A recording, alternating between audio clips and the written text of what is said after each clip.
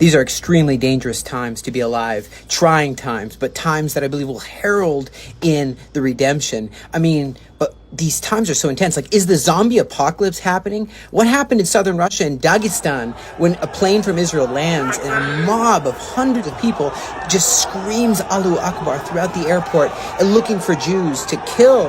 What's happening in Chicago? What's happening in all over the world where you see these crowds of people screaming, burning Israeli flags, and people are like, in southern Russia, they're like, we're Russians, we're not Jews, don't kill us. But it's just a time where we need truth, and I see the importance of that. People ask, is Israel seeking revenge because of the October 7th, where the 2,500 Hamas terrorists invaded Israel by land, by air, by sea, raping, torturing, killing over 1,400 Israelis, kidnapping 230 Israelis, including 30 babies. And one would want to take revenge maybe, but is that what we're doing? They've been shooting thousands and thousands of rockets on Israeli towns all over. But is that what we're doing? Is we're taking revenge? The answer is no. We're trying to bring security and peace to this region and remove a threat to security of our citizens. And actually it helps the Palestinians too, to rid the world of these terrorists. Does Israel run Gaza? People are asking as well. No, we don't. You remember in 1956, Suez crisis that happened with Egypt, they took over Gaza, the Egyptians did.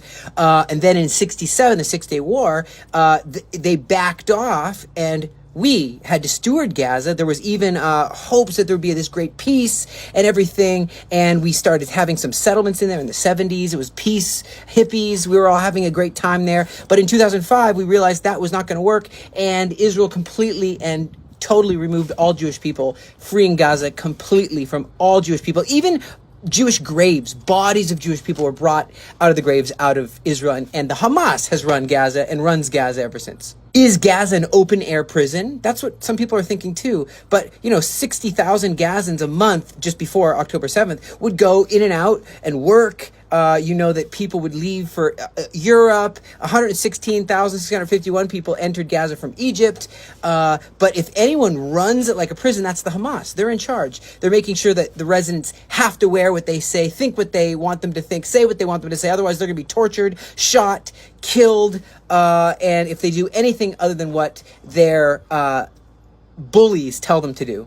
Is Israel making Gaza poor? Well, the biggest drain on Gaza's economy is Hamas. Hamas steals money that's supposed to be for schools, for businesses, for roads, for infrastructure, and uses them for rockets, for bullets, for tunnels, for terror. They're a terrorist group, and they're holding their civilians hostage. Their economy was growing until 2007 when Gazans elected Hamas, and they saw that all their 13 hospitals and all their infrastructure and everything just started to go down the tubes, and the billions and millions of shekels and euros and that go in there are stolen from the people. It's disastrous. It's dastardly, and it's horrible what they're doing to the Palestinians. Is Israel committing war crimes in Gaza? Well, defending your land, trying to provide security and minimize civilian casualties, calling people in Arabic, putting leaflets in Arabic, SMSing people, hacking the TV channels and trying to get the message out to please leave so we can dismantle an evil, dark, torturous regime is not war crimes. Sure, there have been some casualties in the airstrikes, but that is not what we intend to do. But military action is actually exactly what the Article 51 of the UN Charter says, that you can defend yourself in the case of an armed attack against you. It's legal. International law says you're allowed to use force against an organization. International Committee of the Red Cross says that you're not supposed to deliberately target civilians. You're not supposed to take hostages. You're not supposed to use inhumane treatment, torture, sexual violence, and all these things that the Hamas is doing. Actually putting weapons next to schools, hospitals, underneath hospitals, like the Shifra Hospital in Gaza City. And then the human shield thing, that is totally wrong. You're not supposed to purposely use human shields. These are the exact things that you're not supposed to do. I know it can seem hard to call out lies in a time where everyone's trying to silence you, but you gotta speak the truth. It's part of your job to stand up and speak truth. And today, it's more important than ever. Israel's survival is on the line. Innocent people are being slandered and accused. Jewish people around the world are being attacked. And I just want to say this.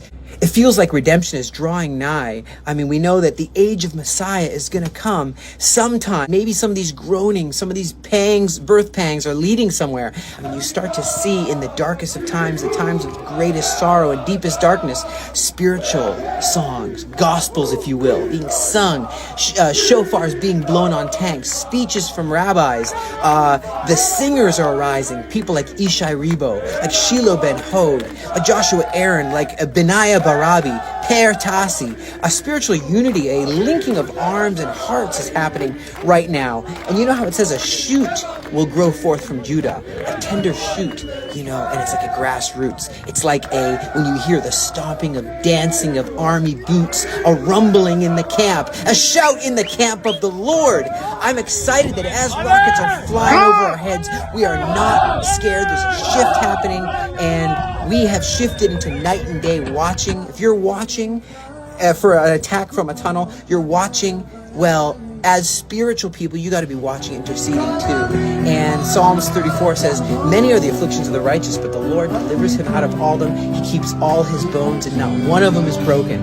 Evil will slay the wicked, and they that hate the righteous shall be desolate. Their own evil will come upon them, and their own bombs will blow them up. May God bless you. Thank you for standing.